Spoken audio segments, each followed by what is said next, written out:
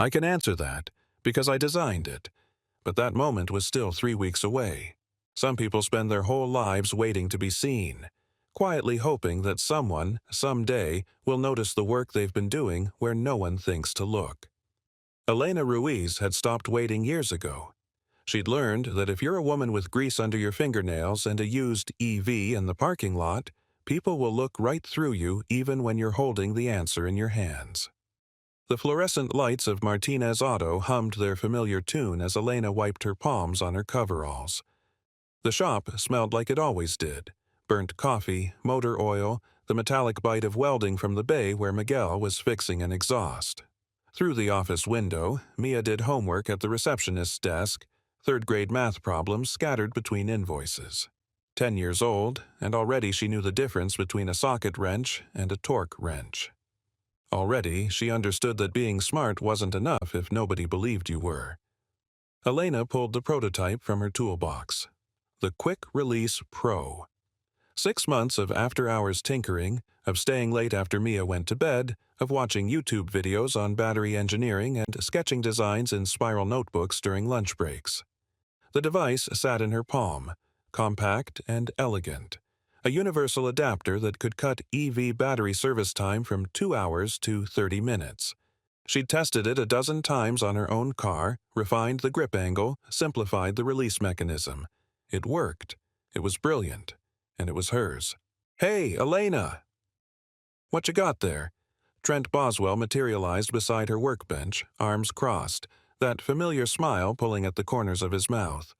15 years at Martinez Auto had given him the comfortable authority of someone who'd outlasted 3 shop owners and 2 recessions.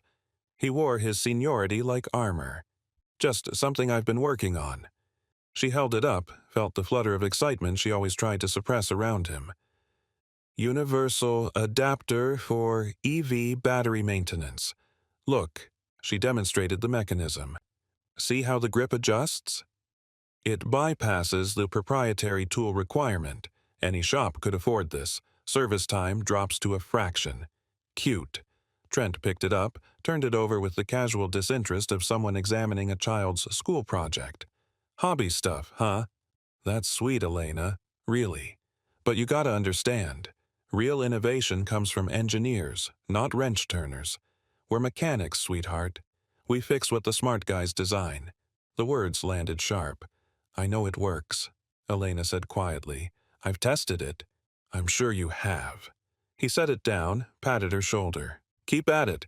Maybe someday you'll figure out how to really refine it. You want me to take a look? Show you how it could actually function?" "No. Thank you, I've got it." But he'd already turned away, calling out to the apprentice about an oil change, his attention evaporating like it had never existed at all. Elena slipped the prototype back into her toolbox and returned to the brake job in Bay 3. 3 weeks later, Miguel cornered her by the tire rack, grinning wide. "Did you hear? Trent's got a meeting with Tooltech Industries. Can you believe it? One of our guys, getting national attention." Elena's hands stopped moving. "What?" "Tooltech. You know, the company that makes all the fancy diagnostic equipment. Trent invented some kind of EV maintenance tool, and they're flying someone in to evaluate it. He's been working on it for months, apparently. Kept it quiet. Didn't want to jinx it." Miguel's pride was genuine. "This could put Martinez Auto on the map, Elena." "If they license his design," the rest of Miguel's words dissolved into white noise. Her design. Her 6 months of after-hours work. Her notebooks full of calculations and her hands building and rebuilding until the mechanism clicked just right. "When?" The word came out steady, professional. Years of practice at swallowing what she really wanted to say. "Next Friday. Engineers coming in at 10. Trent's presenting the prototype, answering technical questions. Big deal." Miguel squeezed her shoulder. "Maybe you'll get some ideas, watching how the pros do it, huh?" He walked away, whistling. Elena stood alone among the towers of tires. In her mind's eye, she saw Trent picking up her prototype, turning it over with dismissive fingers. Cute hobby project. She saw herself explaining the mechanism, showing him the grip adjustment, demonstrating the time savings. She saw him smile and pat her shoulder and tell her she wasn't an engineer, just a wrench turner. The fury came first, then the fear. Who would they believe? A 15-year veteran with industry connections, or a single mom who'd been at the shop 5 years? She didn't have a patent attorney, didn't have the money to fight, didn't have proof beyond her own word, and she'd learned long ago that her word carried the weight of tissue paper in a world built for men like Trent. She thought about Mia's math homework, thought about the heat bill, thought about every time she'd been told she was cute or sweet or trying her best, every time someone had smiled and patted her shoulder and looked right through her expertise. Then she stopped thinking and started planning. The drive to Martinez Auto at 2 in the morning felt like traveling through a different world. Empty streets, stoplights cycling through their colors for no one. Elena's hands gripped the steering wheel, her mind racing between rage and strategy.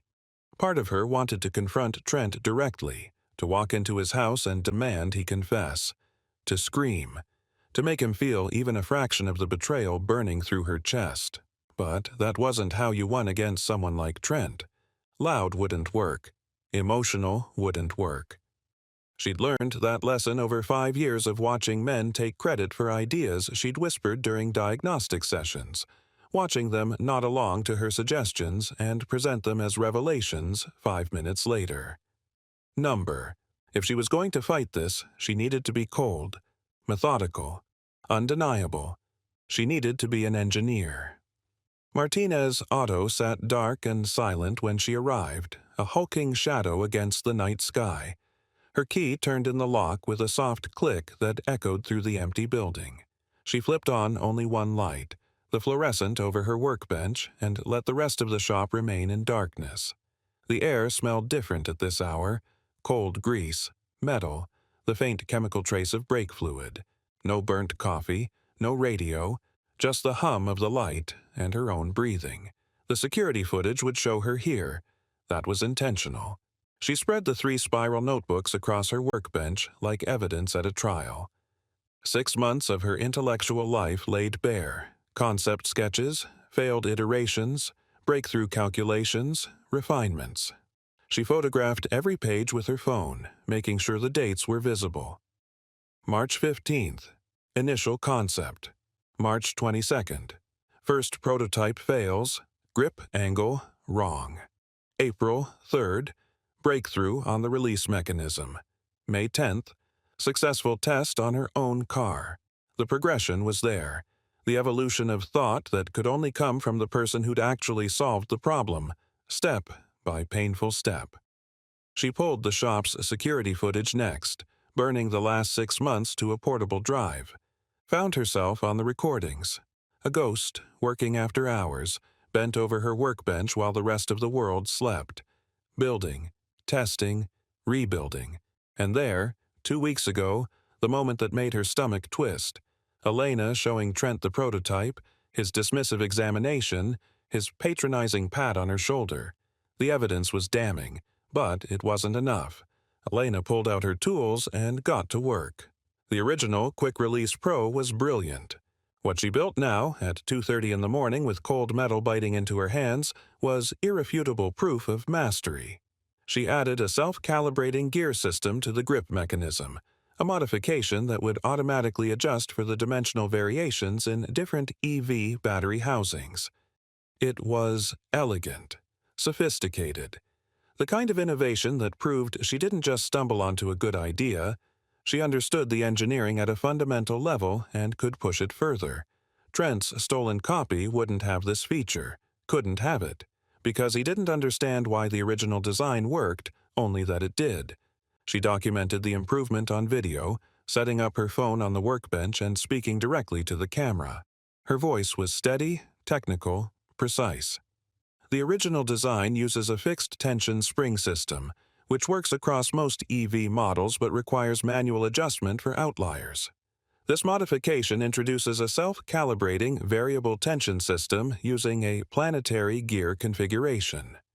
The mechanism reads housing resistance and adjusts grip pressure automatically, eliminating user error and extending compatibility across 100% of current EV models. She demonstrated the modification, her hands sure and practiced, explaining the mechanical principles, the materials choice, the testing methodology. This wasn't a cute hobby project. This was engineering. By 4 in the morning, she had everything. Documentation proving the design was hers, security footage proving she'd built it, an improved prototype proving she understood it deeply enough to innovate beyond the original concept. The truth, organized and irrefutable. She didn't confront Trent, didn't warn him, just locked up the shop, drove home through the empty pre-dawn streets, caught 2 hours of sleep, and showed up for her Friday shift at 7 like nothing had changed. When Friday arrived, the shop buzzed with nervous energy. Miguel had closed Bay 3 for the meeting, set up folding chairs, brewed good coffee instead of the usual battery acid. Trent arrived early, hair slicked back, wearing a button-down shirt Elena had never seen before. He'd set up a presentation board with blown-up photos of the prototype, her prototype, and a printed explanation that read like he'd copied it from an engineering textbook without understanding the words. The tool tech engineer arrived at 10 sharp. Dr. Kiran Patel was quiet, methodical, observant. He introduced himself to Miguel, to Trent, to the apprentice hovering nervously by the toolbox. His gaze passed over Elena, then returned, lingered as if catching on something. Trent launched into his presentation with the confidence of someone who'd convinced himself his own lies were truth. He gestured at the prototype, explained the mechanism in broad, vague strokes. Revolutionary design, reduces service time significantly. Cost-effective solution. Dr. Patel listened without expression. Then he asked his first question. Can you walk me through the grip adjustment mechanism? What engineering principle governs the tension distribution? Trent blinked. Well, it's based on standard torque transfer, you see. Standard torque transfer wouldn't account for the variable battery housing dimensions across EV models. How did you solve for that? Right. Well, Trent picked up the prototype, turned it over. His fingers fumbled. The adjustment here, it's calibrated. Calibrated to what specification? Silence. Elena stood against the far wall, arms crossed, watching. She'd seen Trent talk his way out of tight spots 100 times. Watched him deflect and redirect and charm his way through gaps in his knowledge. But engineering didn't care about charm. It cared about precision, about understanding the why beneath the what. Dr. Patel asked 6 more questions. Trent fumbled 4 of them, bluffed through 2 with nonsense technical terms strung together. I see. Dr. Patel set down his pen. His expression hadn't changed, but something had shifted in the room's temperature. Could you explain the material choice for the release spring? Why steel alloy over titanium? Trent's face went blank. Steel is more cost-effective, but titanium would provide better fatigue resistance for the cyclic loading this application requires. Did you run fatigue analysis, or was cost the primary driver? Both. I considered both. What was your cycle count in the fatigue testing? Trent's mouth opened, closed. A bead of sweat traced down his temple. Across the room, Miguel's expression had shifted from pride to confusion. The apprentice stared at his shoes. The air in the bay felt thick, charged with the growing weight of exposure. Elena watched Trent drown in his own lies and felt nothing but cold, clear certainty. She'd built this moment piece by careful piece, and now all she had to do was step forward and claim what was hers. And how long did you say the development process took? Dr. Patel asked. About 4 months, lot of late nights, but do you have your design notebooks, initial sketches, calculation iterations? Trent's smile flickered. I work better without notes. Keep it all up here. He tapped his temple. Dr. Patel glanced at Elena. She met his eyes and saw something there. Recognition, perhaps, or suspicion. The kind of intelligence that knows when someone's standing in the wrong place in a story. Actually, Elena said, her voice cutting through the uncomfortable silence, I can answer that. Every head turned. I can answer your question about the grip adjustment mechanism, and the torque distribution, and the calibration specifications, and the material choice, and the fatigue testing." She pushed off the wall, walked to her workbench, returned with her toolbox. "Because I designed it." Trent's face drained of color. "Elena, what are you—" She ignored him, set 3 spiral notebooks on the folding table in front of Dr. Patel. 6 months of development. Every iteration documented. Dated entries. You'll see the progression from initial concept through failed attempts through the final working design. My handwriting. My calculations. She pulled out her laptop, opened the security footage files. "This is me building the prototype after hours. 3 months ago, 2 months ago, last month." The videos played in silent testimony. Elena alone in the shop, designing, building, testing, refining. "This is me showing the prototype to Mr. Boswell 2 weeks ago. You'll note his reaction." On screen, Trent picked up the device, examined it with dismissive disinterest, patted her shoulder, called it a cute hobby project. "And this," Elena set the improved prototype on the table, "is the 2nd generation. Features the original doesn't have, including a self-calibrating variable tension system that automatically adjusts for dimensional variations across all EV models. Proof that I understand the underlying engineering well enough to innovate beyond the initial design." The room had gone absolutely silent. Dr. Patel picked up the first notebook, flipped through pages slowly, his engineer's eye tracking the evolution of thought, the mathematical precision, the problem-solving architecture that could only come from the mind that had built the solution from nothing. He looked at Trent, then at Elena, then back at the notebooks. "Mr. Boswell," he said quietly, "could you explain this calculation on page 14 regarding tension distribution variability?" Trent opened his mouth, closed it, opened it again. That's not—" "Because Ms. Ruiz's notebook shows it was solved using a modified vector analysis that's quite elegant. Innovative, actually. I'm curious if you used the same approach or developed an alternative method." "I don't—" "She's lying." "Am I?" Elena's voice stayed level, calm. "Because I can explain every line of every calculation in those notebooks. I can tell you why the 3rd iteration failed and how I corrected the design flaw. I can explain the metallurgy choices, the grip angle optimization, the reason the release mechanism uses a double spring system instead of single." She looked directly at Trent. "Can you?" He couldn't. The investigation took 4 days. Dr. Patel interviewed the apprentice who admitted, voice shaking with guilt, that he'd seen Elena building the prototype, had watched her test it on her own car. He interviewed Miguel, who pulled maintenance logs showing Elena's after-hours access. He compared Trent's crude presentation drawings to Elena's detailed schematics and found them to be copies. Simplified, stripped of the engineering depth that proved genuine understanding. On Tuesday afternoon, Tooltech Industries called Trent into Miguel's office. Elena wasn't present for that conversation, but she heard the raised voice, the denials that dissolved into desperate justifications, the moment Trent's world collapsed into the word fraud. Miguel fired him on the spot. "You stole from my shop. From her. Get out." Trent left without meeting Elena's eyes, his 15 years of seniority evaporating like morning fog under direct sun. By evening, word had spread through the network of independent shops, the whisper chain that could build a reputation or destroy it. Trent's name became synonymous with thief. No one would hire him. No one would trust him. The industry blackballed him. Wednesday morning, Dr. Patel and 2 Tooltech executives sat across from Elena in Miguel's cramped office.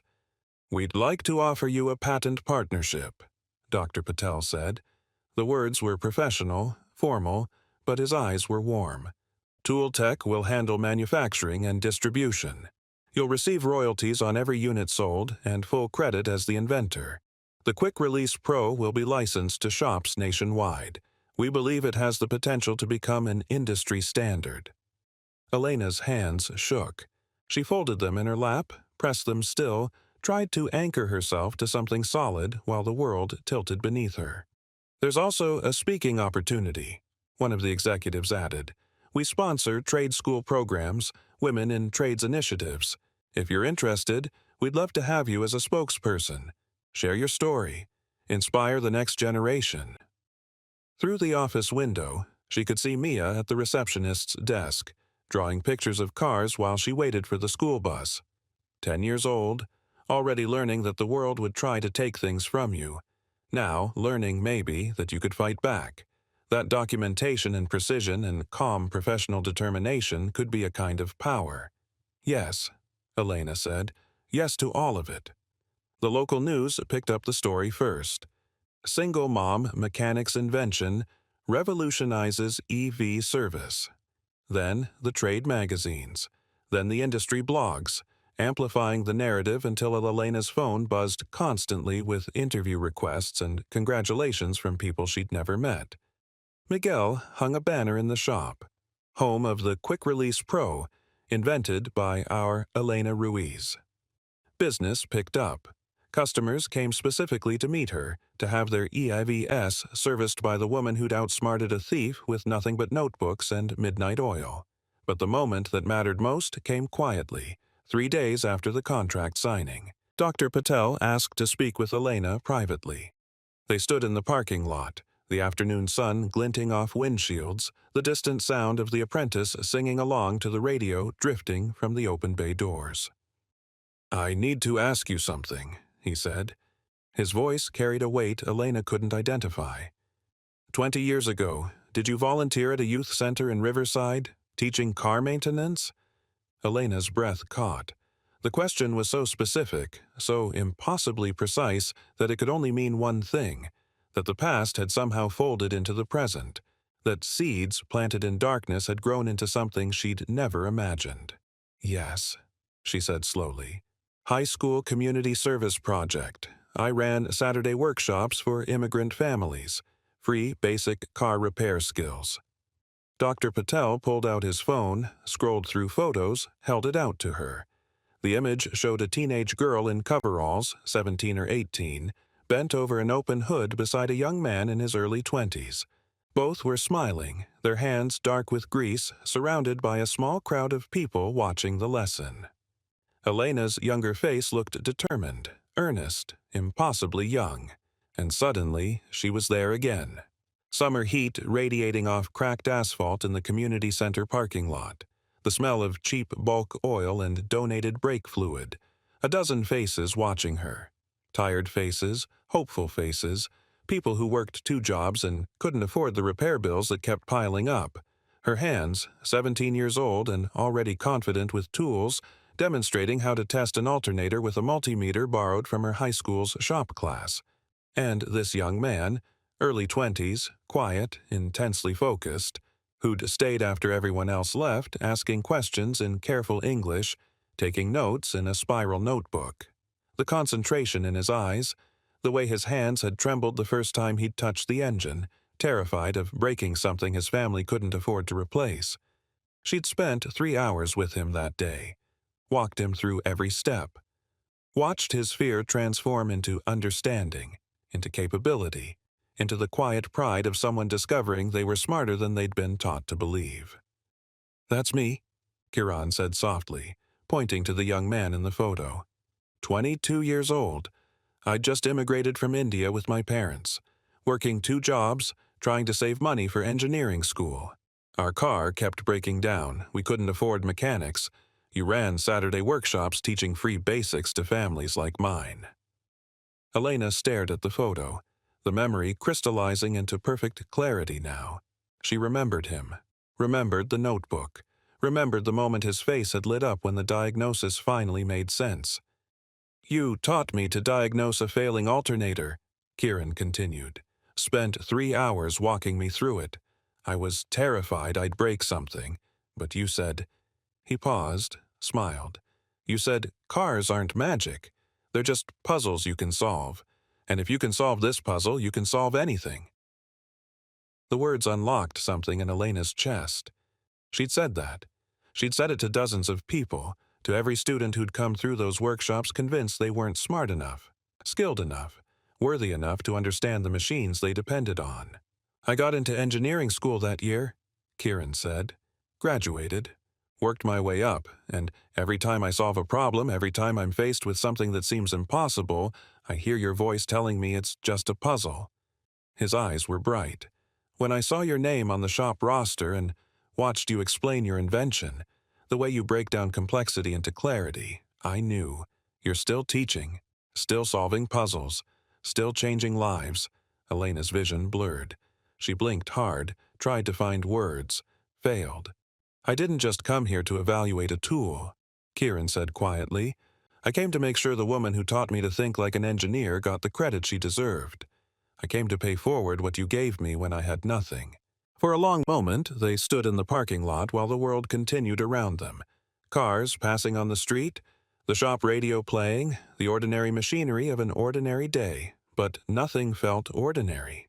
Everything felt like the universe recognizing itself, like the future reaching back to embrace the past and say thank you, I see you, you mattered. Thank you, Elena managed finally, for believing me. You taught me to solve puzzles, Kieran said. You didn't teach me to ignore theft. They walked back inside together, and Elena felt lighter than she had in years. The following Saturday, Martinez Auto hosted its first community workshop. Free, basic EV maintenance for immigrant families, single parents, young women trying to break into the trades.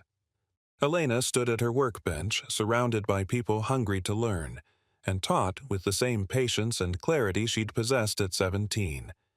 Mia helped hand out tools, her small hands confident, her voice already carrying that teaching tone. Clear, encouraging, unafraid.